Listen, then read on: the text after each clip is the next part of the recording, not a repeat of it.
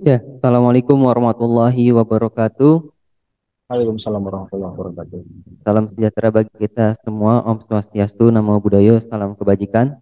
Perkenalkan, saya Ulhak dari Next Policy, lembaga think tank yang berfokus pada inovasi kebijakan dan kepemimpinan masa depan. Kembali lagi di Next Policy Talks kali ini, kita sudah di episode 7, akan membahas satu topik yang sangat dekat sekali dengan kehidupan manusia, karena ini namun dalam perspektif yang berbeda, perspektif statistik atau pendudukan, karena ini sangat dekat sekali dengan kehidupan kita dari kelahiran, kematian, terus kita menepati struktur umur tertentu, itu semuanya dicatat dan dalam sebuah statistik. Jadi teman-teman kalau belum tercatat dalam sejarah, sebenarnya udah tercatat dalam statistik. Kalau dulu katanya eh, bercandaannya bukan Islam KTP tapi Islam statistik kalau zaman dulu katanya, gitu kurang lebih gitu. Dan kita akan membahas suatu topik tentang population decline yang akhir-akhir ini menjadi banyak sekali diperbincangkan, terutama di negara-negara Eropa maupun di Asia Timur ya. Kalau kita mungkin belum tahu bagaimana kondisi demografinya. Nah, kita akan membahasnya pada hari ini bersama kawan saya, yakni Mas Amri. Apa kabar Mas Amri? Alhamdulillah kabar baik, Ulfa. Mas Amri Terima ini kasih. juga Ya, salah satu kawan saya di kampus dulu. Mungkin sebelum kita berlanjut membahas tentang population decline dan bagaimana fakta demografinya di Indonesia, sedikit saya bacakan profil beliau. Mas Amri ini kuliah S1-nya di Geografi UGM, terus sudah melanjutkan di program Magister Kependudukan di UGM juga, dan saat ini sedang berkuliah program doktor di UGM dan menempuh bidangnya juga kependudukan ya Mas ya. ya betul. Jadi tepat banget nih kita ngobrolin tentang population decline.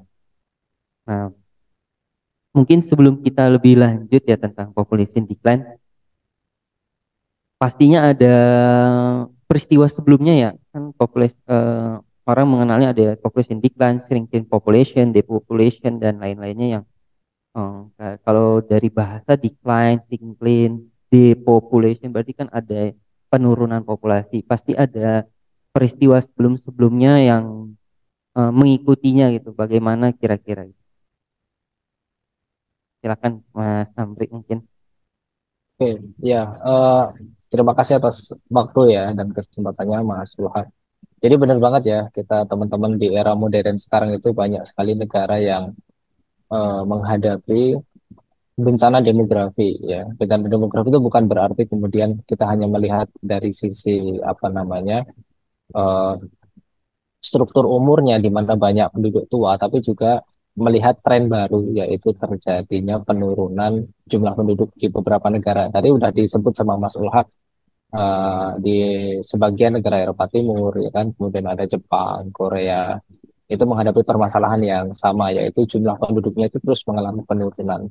Adapun istilah population decline atau depopulasi itu memang secara arti itu merujuk ke penurunan jumlah. Jadi dalam dalam terminologi kependudukan, population decline itu yang disoroti adalah jumlahnya. Jumlah penduduk di suatu wilayah atau negara itu mengalami penurunan. Nah, seperti itu.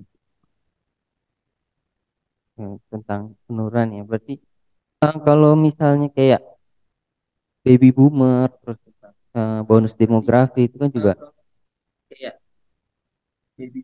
apa namanya? Apakah itu juga peristiwa sebelum akhirnya terjadi population decline? Apa Ya, berkaitan? benar. Ya, jadi memang population decline itu masih menjadi perdebatan sebenarnya.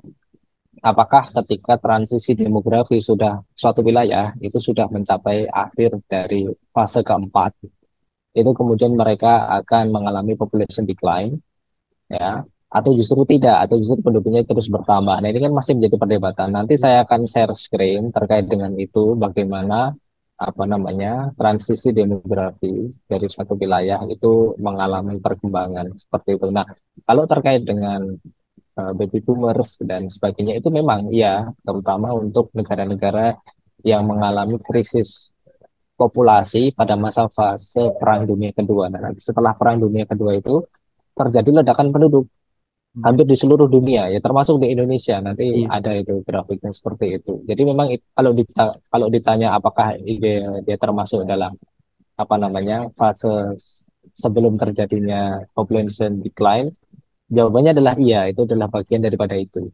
Hmm. Seperti itu. Mas Amri mau menjelaskan lebih lanjut, ya, kira-kira mau share screen juga boleh. Oke, mohon izin ya untuk share screen.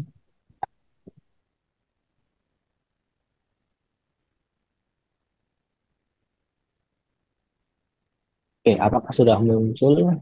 Ya, teman-teman. Oke, langsung ya ulah ya. Iya, boleh Mas. Oke, baik, terima kasih untuk teman-teman semua yang menyimak. Jadi ini saya sampaikan terkait dengan population decline, tapi ini bukan bahasanya tidak terlalu ilmiah ya, jadi lebih santai. Kita di sini adalah untuk eh, istilahnya memberikan pencerahan bersama. Jadi sebenarnya apakah benar sih penduduk dunia ya khususnya di Indonesia itu mengalami penurunan ya.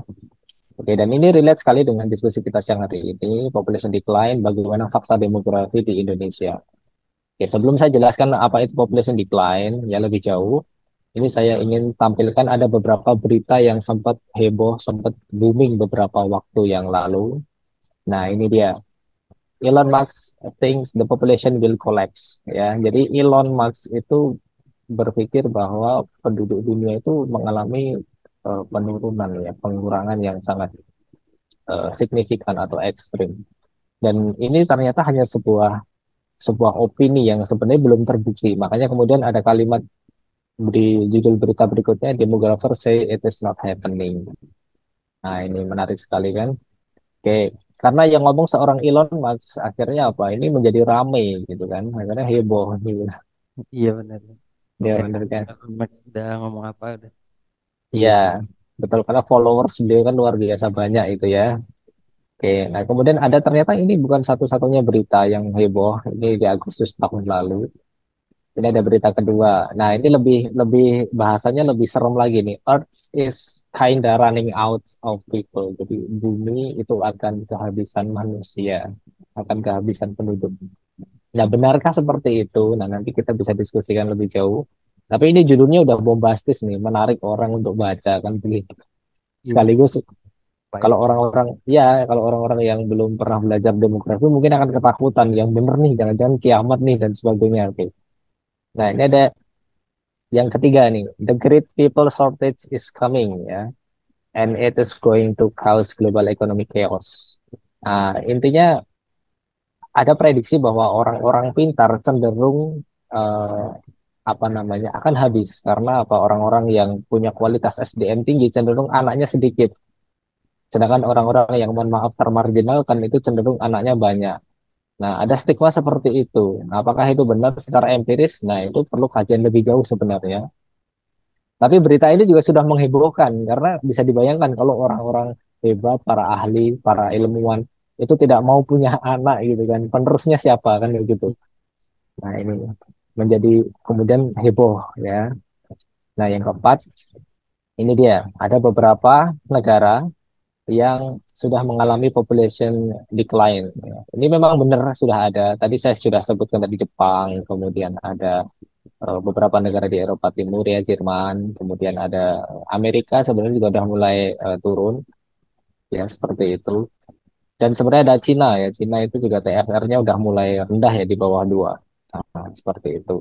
Oke, Korea tidak lupa Korea TFR-nya udah rendah banget di sana kayak Jepang. Oke. Nah, ini saya lanjutkan dulu. Iya. Eh, nah, ini dia. Sebelum kita diskusi lebih jauh ya, kita akan coba lihat buat teman-teman yang belum pernah menelisik bagaimana dinamika penduduk dunia, pertumbuhannya seperti apa di masa lampau. Nah, ini silahkan lihat di gambarnya ya. Ini saya pikir cukup jelas. Ini adalah tahun 1050 diprediksi penduduk dunia itu ya segini aja.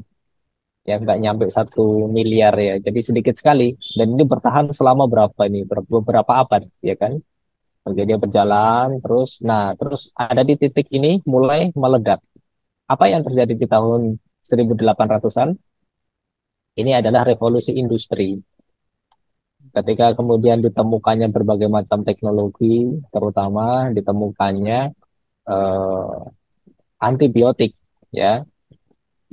Antibiotik itu kan dipakai untuk menolong apa namanya orang-orang yang sakit infeksi yang pada zaman dulu belum ada obatnya. Nah, dengan ditemukannya apa namanya obat ini itu membuat angka kematian secara global itu turun drastis. Nah, kalau kita lihat di sini, ini kelahiran tinggi. Pada zaman dulu kelahiran tinggi, tapi kematian juga tinggi.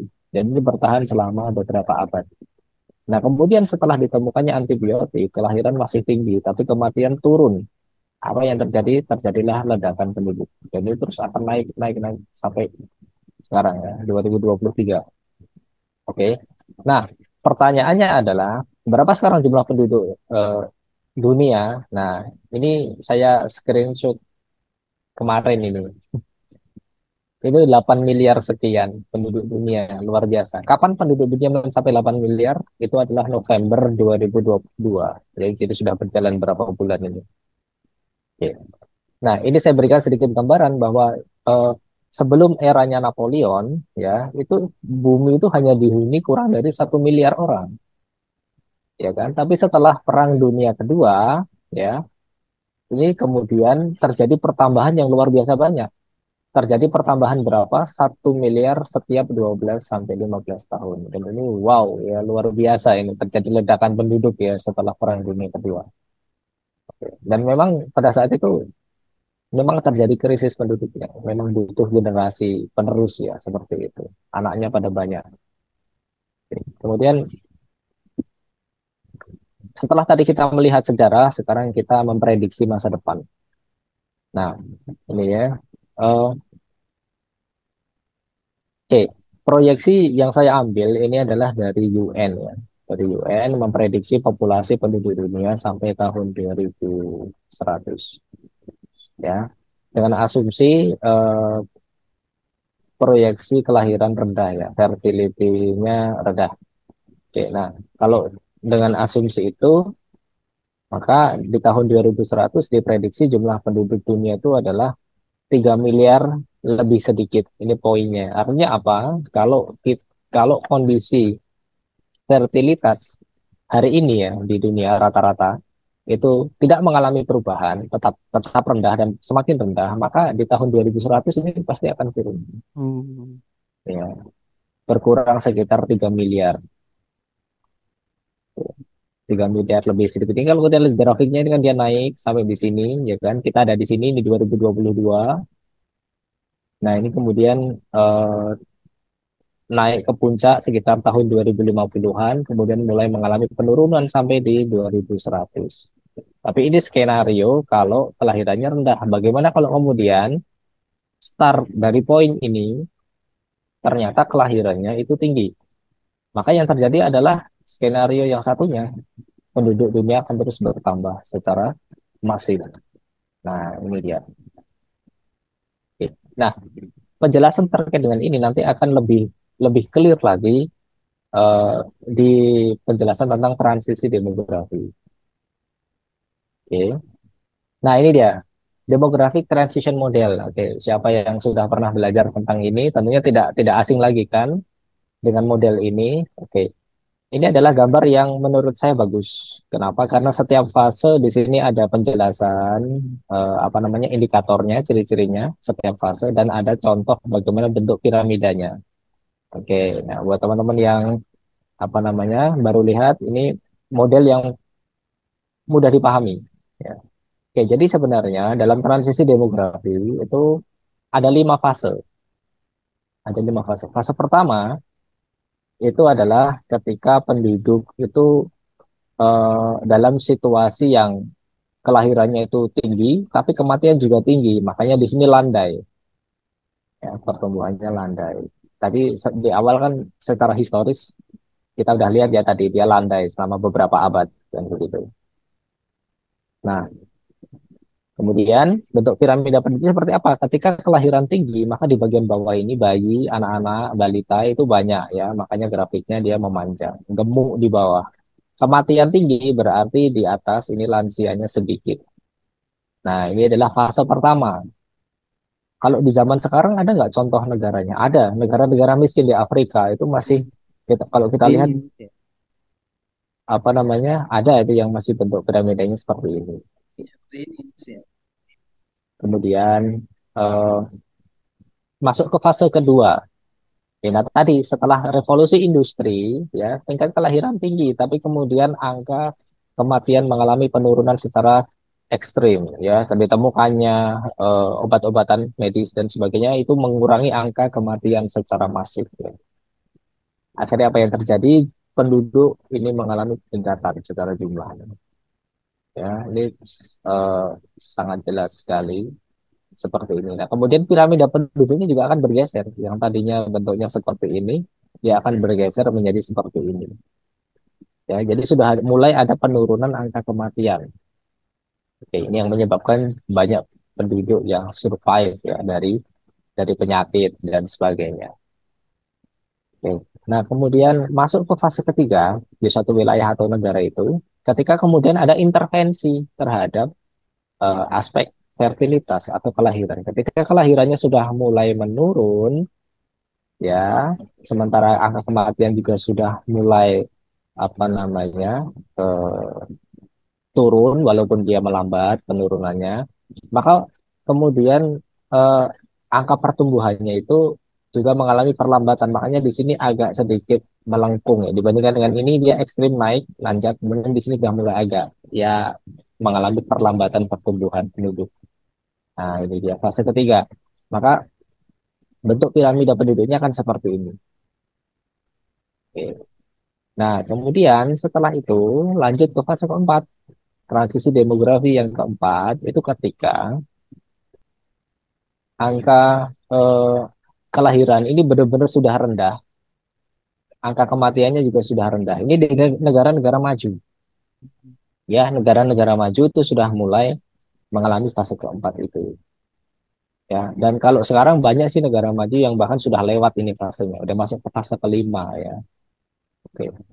Nah, kalau misalnya teman-teman nanya nih, gimana caranya mengintervensi angka kelahiran turun? Kalau tadi kan kematian itu diintervensi, dikurangi eh, pengobatan tadi kan, Hmm. sejak revolusi industri itu. Kalau kelahiran bagaimana? Nah, kelahiran itu ditekan angkanya ya atau diturunkan itu dengan banyak sekali metodenya. Ada yang metode langsung, ada yang tidak langsung. Kalau metode langsung tentu kita kita bisa lihat program KB yang pernah digalakkan di Indonesia tahun 80-an ya oleh Presiden Soeharto. Itu ternyata cukup apa namanya signifikan dampaknya untuk menekan laju pertumbuhan penduduk. Ya, nanti ada TFR ya. Nanti di belakang saya jelaskan apa itu TFR dan bagaimana apa namanya dampaknya terhadap kondisi demografi di Indonesia. Oke. Nah, dalam kondisi ketika kematian sudah rendah, angka kelahiran juga sudah rendah karena ditekan dengan intervensi manusia, ada bantuan teknologi di sana, ada bantuan apa namanya, ya bermacam-macam kebudayaan lah. Yang jelas kalau dalam satu lingkupnya negara, kelahiran itu diintervensi melalui kebijakan pemerintah, ya kan? Tadi ada program KB itu langsung, ya kan? Kalau yang tidak langsung itu adalah dengan mendorong perempuan untuk masuk ke sektor lapangan kerja, ya kan? Jadi kalau perempuan bekerja, maka cenderung memang anaknya lebih sedikit, ya. Oke, karena waktu dan tenaganya sudah terpecah dengan pekerjaan. Selain itu, metode tidak langsung untuk menurunkan kelahiran, di sana itu ada mendorong perempuan untuk sekolah setinggi-tingginya, ya kan? Artinya menunda usia kawin pertama. Ya, ketika perempuan itu menunda usia kawin, tentu apa namanya masa suburnya akan menjadi lebih pendek. Nah, maka probabilitas untuk memiliki anaknya juga biasanya anaknya cenderung lebih sedikit seperti itu. Dan masih ada metode yang lain ya seperti itu. Oke. Nah, kemudian masuk ke fase kelima. Nah, di sini ya perdebatan tentang population decline itu ada di fase kelima. Tadi sudah sempat saya singgung ya. Di sini eh, apa namanya, di negara-negara maju ya, ini ada dua skenario, paling tidak ya, paling tidak ada dua skenario. Di sini ada, di sini ada. Jadi total population ketika sudah masuk di akhir fase keempat itu, apakah dia eh, secara alami ya itu bertambah penduduknya atau justru dia berkurang. Nah, bertambah atau berkurang ini nanti kelihatan dari eh, kelahiran dan kematiannya. Apakah apa namanya penduduknya itu tumbuh positif atau negatif. Nah, kalau penduduknya masih tumbuh positif, dia masih bertambah, ya, walaupun hanya positif 0,5% atau positif 1% itu, tapi berjalannya tahun dia akan bertambah. Nah, kalau misalnya jumlah penduduknya itu, maaf, jika pertumbuhan penduduknya itu negatif, maka dia akan secara perlahan berkurang. Maka ini yang disebut dengan population decline, ya kan? Ini adalah population decline. Karena tadi sudah saya singgung juga ada Jepang 1,2 atau 1,3 itu rendah sekali. Iya. Jadi kalau kalau TFR itu ya artinya hanya 1, sekian itu akan sulit untuk dinaikkan kembali karena biasanya kemudian mereka sudah enggan untuk menikah, enggan punya anak dan sebagainya. Dampaknya apa? Maka bisa menyebabkan populasinya turun drastis, tidak memiliki generasi penerus, sehingga tadi seperti yang disampaikan berita tadi, judul berita disampaikan bahwa population decline itu bisa menyebabkan economic chaos, ya, kacauan sektor ekonomi karena manusia ini kan menjadi salah satu modal ya untuk menggerakkan roda perekonomian. Kalau manusianya itu sedikit sekali atau kekurangan tenaga kerja, tentu kan sektor ekonomi tidak bisa berputar secara maksimal. Nah, itu dia. Oke. Nah, saya lanjutkan dulu. Nah, ini population decline. Jadi sudah sempat disinggung di awal ya, population decline itu memang dia memiliki beberapa nama lain ya, atau alias ya. Ada yang menyebutnya underpopulation, depopulation, atau population collapse. Nah, fokusnya intinya sama pengertiannya, population decline atau depopulasi ya, itu adalah reduction in human population size. Jadi penurunan, pengurangan jumlah populasi manusia ya. Bisa di satu wilayah, bisa di satu negara. Jadi kalau konteksnya Indonesia, oke, kita bisa mengatakan bahwa secara nasional masih bertumbuh, tapi bagaimana dengan tingkat tingkat provinsi, ya? Maka setiap provinsi di Indonesia itu memiliki kondisi demografi yang berbeda-beda. Nah, ketika sudah dibedah nanti ini akan menjadi apa namanya gambaran yang kompleks. Ternyata antara Jogja dengan DKI Jakarta itu berbeda demografinya. Antara Bali dengan Papua itu juga berbeda. Antara Kalimantan Timur dengan Sulawesi Selatan berbeda dan seterusnya. Makanya dibutuhkan nanti pendekatan dan kebijakan yang tidak sama seperti itu. Nah, kemudian oke, okay, how about Indonesia? Kita bicara tentang proyeksi dari UN ya, 10 negara dengan jumlah penduduk terbesar di dunia. Oke, diproyeksikan sampai di tahun 2100. Di mana Indonesia di sini?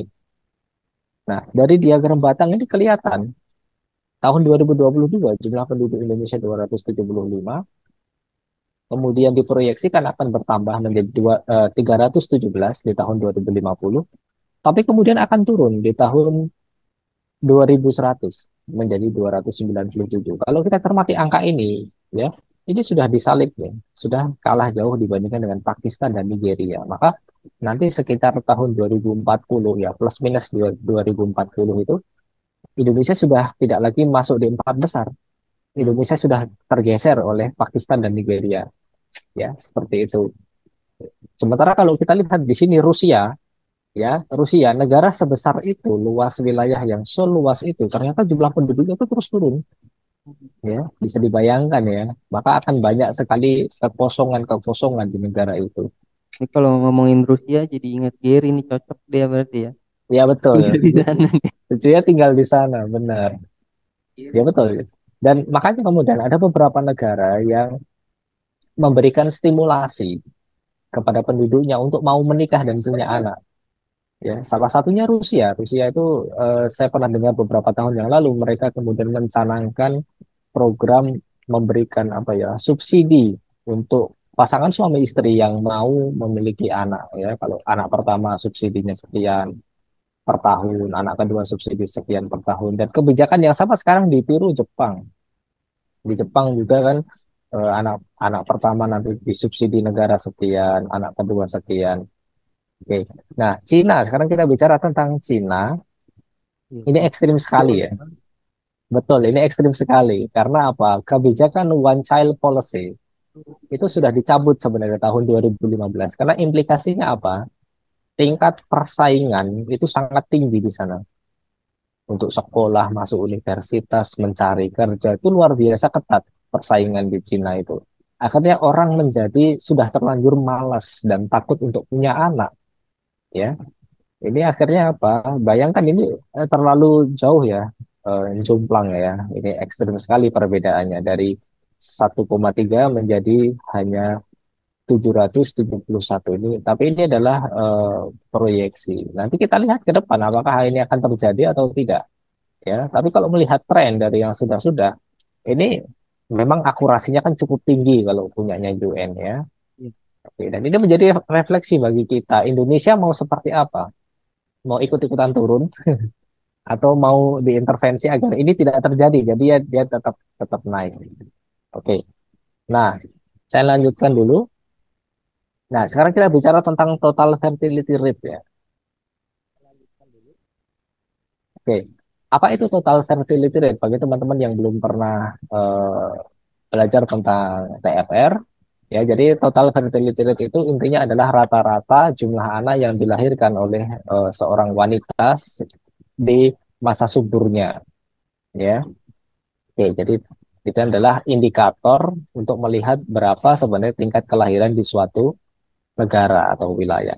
Oke, ini Indonesia tadi. TFR kita tahun 2022 ini sebenarnya udah bagus nih, secara nasional rata-rata 2,1.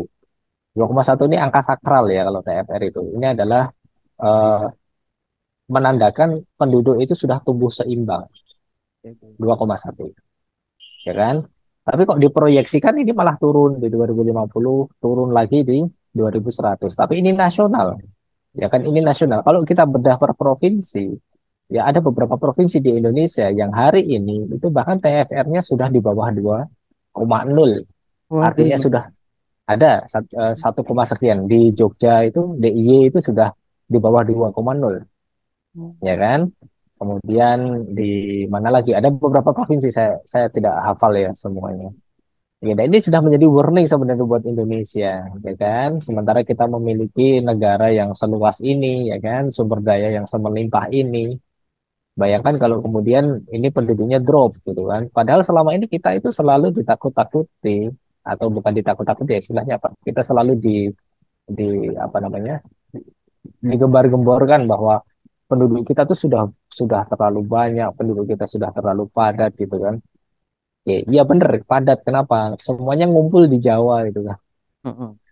Ya kan? Padahal kalau misalnya kita mau melihat apa namanya fakta empiris di lapangan, masih banyak sekali wilayah di Indonesia yang butuh penduduk ya, untuk wilayah itu bisa berkembang. Ya, seperti itu. Ya, jadi PR-nya sebenarnya bukan tidak serta-merta karena penduduknya ngumpul di Jawa gitu kan, atau penduduk kita yang sudah terlalu besar. Permasalahannya saya pikir bukan bukan hanya itu, tapi concern bagaimana kemudian meredistribusikan penduduk itu sendiri sebenarnya. Gitu. Oke. Dan negara lain kita lihat nih Nigeria. Ya, Nigeria ini juga turunnya jauh ya. Sekarang TFR-nya 5,1 seperti Indonesia di masa lampau ya. Oke, nanti saya tampilkan tren TFR di Indonesia dari masa lalu sampai di tahun sekarang. Nanti ada datanya. Nah, ini dia. Oke, ini adalah TFR kita Indonesia tahun sebelum 1900 bahkan sampai di tahun 2020 ya. Ini kalau kita cermati penurunannya luar biasa ini ekstrim sih ya. Iya. Oke. Nah, ada beberapa poin menarik nanti, tapi sebelum kita masuk ke sana coba kita lihat di tahun Ini berapa ini? 1895 itu kira-kira di angka 6,07 TFR kita. Jadi tinggi. Ya, satu wanita selama usia subur itu punya anak rata-rata 6 ya pada saat itu. Sempat naik, ini tertinggi yang pernah tercatat itu di tahun 1910 itu sekitar 6,18. Ya. Nah, kemudian udah mulai turun nih, turun, turun. Kemudian kira-kira di tahun program KB itu tahun 80-an ya. Tahun 80-an itu sudah turun ini ya. Nah, itu sudah turun menjadi 4,73 untuk Indonesia. Jadi sudah mulai turun di 4,73. Dan ini karena intervensi program KB menyebabkan ini langsung turun drastis ya TFR kita. Ya, jadi ini menunjukkan memang program KB cukup efektif untuk menurunkan angka kelahiran. Dan kita Indonesia ini saya pikir dengan program KB juga sebuah pendekatan yang bagus ya dibandingkan beberapa negara tetangga kita ya seperti Vietnam itu pernah menggunakan kebijakan lebih ekstrim yaitu aborsi. Sementara di Indonesia aborsi masih debatable, tapi secara umum kan belum belum bisa diterapkan secara legal untuk aborsi ya kan kecuali dengan kondisi-kondisi khusus ya. Oke, tapi ini menunjukkan bahwa dengan KB pun ini bisa turun. Nah, pertanyaannya sekarang, why? Kenapa? Ini sejak tahun 2000 sampai ke 2020 ya, it's mean rentang 20 tahun lah kira-kira. Itu kenapa ini justru cenderung stagnan? Nah, ini kan yang menarik. Kenapa ini tiba-tiba menjadi stagnan selama 20 tahun? Padahal ini kalau kita lihat dari tahun 1960 sampai ke tahun 2000 ini kan terjun ya, dia terjun. Nah, ternyata tahun 2000 ini terpengaruh karena adanya peristiwa reformasi. Ya, setelah Pak Harto lengser, otomatis ada beberapa program yang memang tidak dilanjutkan, ya. Dan ini perlu perlu studi lebih jauh apakah benar karena kemudian program KB itu tidak lagi menjadi efektif karena ada perubahan struktur birokrasi dan sebagainya. Tapi memang diindikasikan seperti itu. Tahun 2000 ini ya eh, otonomi daerah itu kalau nggak salah 2000 berapa 2004 ya otonomi daerah. Nah, dengan adanya otonomi daerah ini yang dulu program KB dikontrol oleh pusat, kemudian diserahkan ke masing-masing provinsi. Nah, ini diduga memang menjadi salah satu penyebab kemudian program KB itu ya melambat. Ya. Akhirnya apa? TFR kita menjadi stagnan. Ini kira-kira di tahun 2020 itu di 2,32. Jadi 2,32. Ya, seperti itu. Oke, saya lanjutkan dulu. Nah, ini dia. Oke, ini adalah diagram batang ya tentang pertambahan jumlah penduduk di Indonesia dari tahun 1961. Ini SP berarti ya 1961, 71, 80, 90, 2000, 2010 dan 2020 ini SP berarti. Kita lihat ini adalah pertambahan jumlah penduduk. Penduduknya bertambah, yes. Tapi kita lihat ini garis merah, ini adalah annual growth rate. Ini adalah tingkat pertumbuhan penduduk tahunan. Nah, dari sini udah kelihatan kok gitu. Penduduk kita memang bertambah secara kuantitas, tapi tingkat apa namanya pertumbuhannya, laju pertumbuhannya itu ternyata mengalami penurunan. Nah, ini yang menjadi catatan. Ini akan terus turun kah atau kemudian ini akan naik? Nah, kalau ini turun terus pasti lama-lama penduduknya akan sampai di puncak, kemudian dia juga akan ikut turun. Nah, seperti itu. Oke. Nah, saat ini memang pertumbuhan penduduk Indonesia ini masih masih positif ya. Jadi, nah ini sebelah kanan ada datanya di tahun 2020 kita masih tumbuh di 1,25%. Kemudian 2021 ini 1,22. Tahun 2022 ini turun ya jadi 1,17. Oke. Nah, ini tentu menjadi concern kita semua sebagai orang-orang yang belajar terkait dengan demografi dan kependudukan ya. tentu ada banyak sekali dinamika di sana ya, globalisasi, kemudian sentuhan teknologi, kemudian ada pergeseran budaya, ya kan? Bahkan ada sempat kampanye child free. Nah, itu kan juga sedikit banyak akan mempengaruhi terutama generasi muda, ya kan, yang masih mencari jati diri. Dia mudah sekali untuk dipengaruhi, menyerap campaign-campaign semacam itu. Nah, ini menjadi catatan tersendiri tentunya terkait dengan masa depan Indonesia gitu kan. Jadi generasi penerusnya itu akan seperti apa. Dan ini saya berani mengatakan bahwa kita masih diskusi terbatas terkait dengan jumlah atau kuantitas. Kita belum bicara tentang kualitasnya. Ini menjadi pembahasan yang lain lagi ya kan. Ya, di kualitas itu kita lihat dari IPM, ya, Indeks Pembangunan Manusia. Di sana dilihat dari aspek kesehatannya, kemudian pendidikannya, kemudian ekonominya. Nah, seperti itu. Ini kemudian menjadi pembahasan yang eh, lebih menarik ya kalau bicara tentang kualitasnya. Jangan-jangan jumlah penduduk kita itu banyak, tapi apakah kualitasnya bagus? Nah, ini perlu menjadi evaluasi. Nah, ini slide terakhir dari saya. Ini saya pinjam video dari eh, Geostat ya. Ini terkait dengan perkembangan jumlah penduduk di dunia. Kita lihat India nanti akan mengalahkan Cina dari jumlah penduduk itu kalau saya tidak salah itu di tahun 2026. Bayangkan ya ada gap sedemikian jauh ya, tapi kemudian nanti 2026 ini sudah terlewati. Bagaimana dengan Indonesia? Indonesia akan disalip oleh Pakistan ya. Maaf, oleh Nigeria nanti kira-kira tahun 2038. Nah, ini durasinya agak panjang videonya. Ini boleh saya play? Boleh, boleh. Boleh, Mas.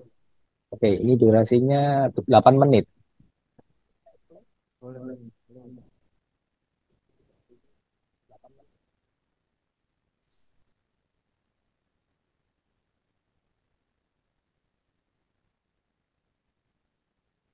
Berarti kira-kira yang mempengaruhi itu kelahiran, kematian, terus kesehatan Migrasi. gitu, Mas ya. Kira yang Ya, kalau kita bicara jumlah, maka yang mempengaruhi adalah kelahiran, kematian, migrasi. migrasi juga pengaruh. Ya, migrasi. Oke, ini saya lompat ya. Iya, lompat langsung 1900. Ya, ini menuju ke 1900-an. Kita lihat Asia ini masih mendominasi. Ya. Asia ini masih mendominasi.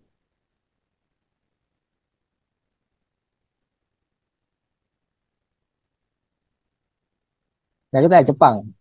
Kita lihat Jepang ini apakah dia bertahan atau dia akan mengalami penurunan secara peringkat. Perancis turun.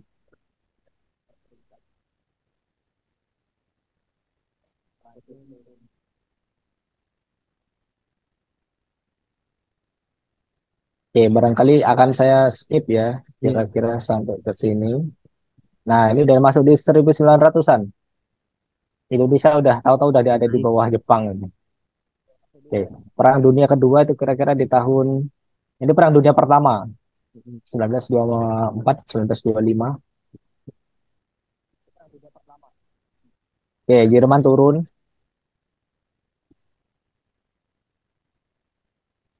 Oke, nah Pakistan ini menarik nih. Pakistan naik deh dari sekian. Dan nanti akan sampai ke apa namanya? Diproyeksikan dia akan masuk di sini atas.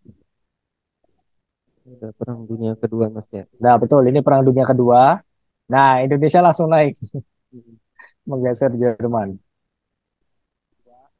Karena korbannya banyak ya dari pihak Jerman. Betul, tepat sekali. Korbannya banyak ya dari pihak Jerman. Oke, nah, saya akan lompat dulu. Nah, 1970, oke, Rusia. Indonesia udah nangkring aja nih. Nah, mengalahkan Rusia kita. Mengalahkan Rusia. Oke, kemudian saya akan lompat. Nah, ini tepat sekali India. Nah, dia kemudian mengalahkan Cina 2026. Kemudian Cina mengalami perlambatan. Jadi selain Indianya yang cepat, Cinanya juga melambat sebenarnya. Kita lihat Nigeria ini, Nigeria akan mengalahkan Indonesia secara jumlah. Nah, ini dia di tahun 2038. Nanti Republik Kongo itu juga akan mengalahkan Indonesia nanti secara jumlah. Ya, jadi dia pertambahannya cepat sekali ini Kongo. Ya, dia naik perlahan, dia naik seperti itu. Ini saya lompati. Tuh, Kongo tahun 2060-an ini diprediksi sudah berada di peringkat kelima. Ya, kemudian ini udah mendekati Indonesia.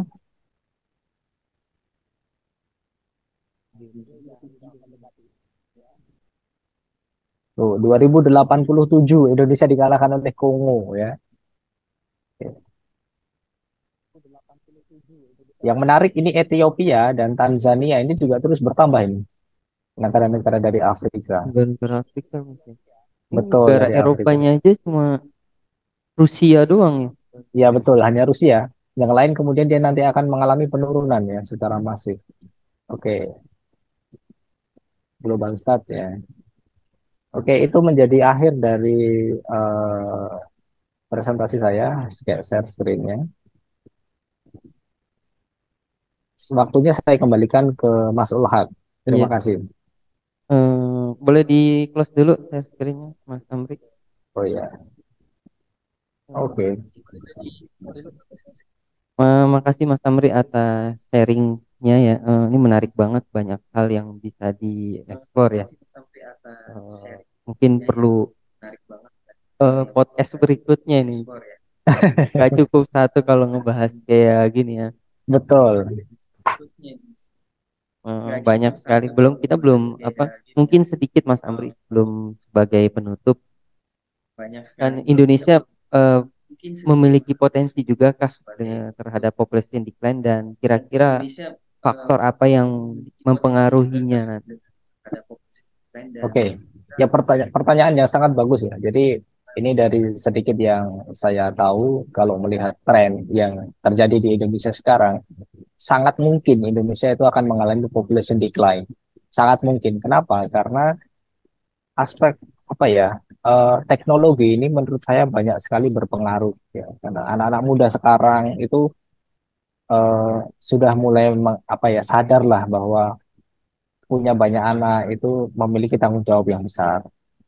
Kemudian juga apa namanya, melihat fenomena pengangguran ya zaman sekarang ini kan juga tinggi. Kita pengangguran di angka 8 jutaan ya sekarang setelah pandemi itu kan jumlah yang sangat besar ya, 5 sekian % ya nasional.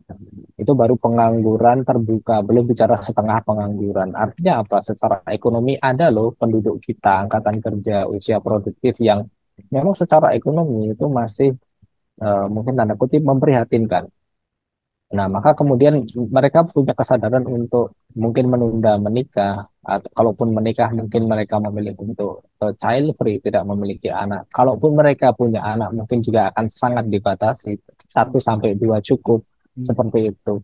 Artinya, eh, kalau kondisi ini terus, terus apa namanya, terjadi, tentu bukan tidak mungkin Indonesia juga akan mengalami population decline sebagaimana tadi yang diproyeksikan oleh UN seperti itu. Tapi bagaimana ke depan tergantung dari kita sendiri. Hmm. Nah, ini adalah sebuah pilihan, sebuah bangsa itu memilih mau kita setting apa namanya, seperti apa. Kita lihat, kita belajarlah dari negara-negara yang sudah mengalami population decline seperti Jepang dan Korea. Sekarang mereka harus memotivasi generasi mudanya untuk mau menikah dan punya anak. Sulitnya minta ampun, kan begitu. Tuntutan kebutuhan hidup, living cost, Iya, ya, itu kan luar biasa mahal di sana. iya, Maka sulit untuk memotivasi orang, membujuk orang untuk bisa punya anak. Padahal apa? Masa depan bangsa mereka tergantung dari generasi hmm, yang dilahirkan, kan seperti itu. Nah, saya pikir seperti itu Mas Ulhak. iya. Mungkin kita cukupkan ya podcast kita kali ini terkait dengan population decline. Kesimpulannya berarti ada, kalau secara proyeksi Indonesia bisa memiliki potensi ke population decline ya, sebagaimana em, negara-negara lainnya yang sudah dahulu terkena population decline, dan faktor pengaruhnya dari keputusan kita memiliki anak berapa, dan yang dipengaruhi dengan faktor-faktor lainnya ya, kurang lebih seperti itu. Mungkin kita akhiri dulu podcast kita Next Policy Talks kali ini. Sampai jumpa di Next Policy Talks berikutnya. Wassalamualaikum warahmatullahi wabarakatuh. Waalaikumsalam warahmatullahi wabarakatuh.